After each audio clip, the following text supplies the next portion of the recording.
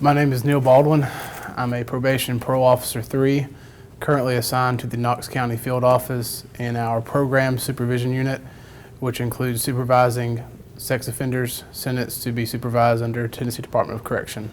I currently supervise about 50 active cases. They range from sex offenses that place them on probation, parole, or supervision for life. I usually see most offenders 3 times a month, so approximately I would say half of that caseload I see about 3 times a month. The rest I see them a couple of times throughout the month or once every 3 months, and then periodically we do home checks as well on everybody.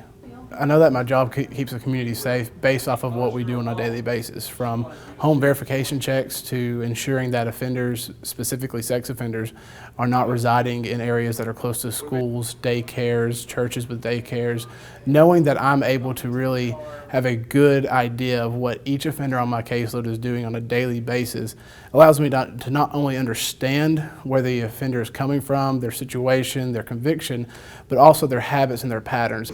Did you get my email about Positive? What was it positive? methadone and morphine? Prescriptions? Nope. I asked him how he was getting it, and he said a friend. I asked him if that friend lives with him, and he said no. He told me that he had people, or not people, the guy he's getting it from is coming to his house with that. So it's in his house? At some point it has been within his house, or in his house. Okay, let's go do it. We're gonna have to go find him. Friday, he was homeless. He was living in bushes behind an apartment complex. And we chased him off because he was within 100 feet of... Sure. And now he has set up his stuff within 1,000 feet of a school. So we'll see him this afternoon too. So we're about to track down a sex offender who is loitering in an exclusion zone. Like I said earlier, there's certain zones that the offender cannot be present in, which is within 1,000 feet of a school, daycare, church with a daycare, state national park, anything like that. Right now he is tracking within 1,000 feet of an elementary school and has not moved within the last hour. We cannot make contact with him via telephone, so we're going to attempt to make contact with him in person and instruct him to leave the property. If he does not, he will receive a violation for failure to obey a lawful instruction by an officer and a violation of the sex offender registry for being within 1,000 feet of an elementary school.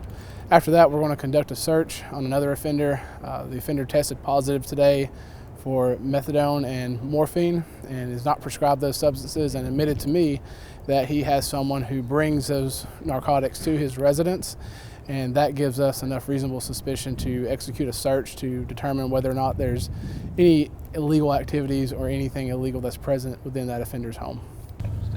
Oh yeah, he was tracking here on the side where the trees are. This deck on the back side and the tall grass that's next to it? Right That's here? where he was sleeping last time. Okay. You want to see if he's sitting out? Is that him right there? This guy sitting on the steps? Yes. Yep. That's it. I'm gonna pull out over here. You can go to the store. You can walk past exclusion zones. Right. What you can't do is spend the night here in this area. You being here with him right now is not against the law. Okay, that's okay. That's okay. Okay. But you can't spend the night in this area. No, I'm not. But we're not here with the police and taking you in Right. because you haven't broken the law. You're just real close. Right. Okay, you're too close. If I do, arrest me. You trying? No, but I have no choice. If I Sure you want to do. go to jail, I'll take them right now. No. Or yeah, You let's have go. a choice. What did you mean that I was trying? What do you mean? Well, you kept mentioning that you're ready to go to jail. Right. Well, I mean, if it Curious happened, why? Because I'm paranoid. I can't help it. It's me being me. I'm just paranoid of it. Right, and but- I didn't want to be back in the streets. I wanted to stay in prison. You know. That was my concern, is if you're trying, then you're not helping my job at all. It makes my job tougher. Right. But if you would stop trying to go to jail, start trying to find a different area to live, Right. you won't have to go to jail. Right. Then you'll have your own residence. Mhm. You'll have your own check. Right. And you'll be able to start fresh. Right. I think that the general public will be surprised how active probation parole officers are in the field and in the community. I think that they would be surprised that we don't sit behind a desk every day and just write reports. However, that is a very important role of in our duties on a daily basis. But we are literally in the field, in the community, verifying addresses, conducting home searches 2, sometimes 4 days a week. And I think that a lot of people would be surprised to know that we have that much presence in the community. I mean, I'll get out of this area. If that's what you're asking me to do, I will. That's what I'm asking. Okay, right now, or Well, As soon as possible. okay, what I don't want you to do is to end up in a location that you're not allowed to be. right. That's what you're checking, right? Yep, I'm trying to. I'm trying to leave you alone. I'm sorry. No, you're fine. This is part of our job to check out the addresses. Right. It's Now just it's me working. being paranoid. I can't help it. No, it's good to ask questions though, so you understand, Right. you know? So basically with this offender, he has a few challenges that he's facing. He's currently homeless. He doesn't really have a place to stay at all, and he struggles to find a place just to lay his head at night in order just to make it to the next day. So we informed him that he had to leave this area and find another place for the night. He's scheduled to come into the office tomorrow morning to receive a forensic social worker appointment and to hopefully be connected with an individual and an organization that can help him find the resources that he currently needs. He's very, very frustrated because he can't really use a map at all or understand how to read a map in order to ensure that he's not in a bad area. So he's struggling to just even find a place to lay his head at night.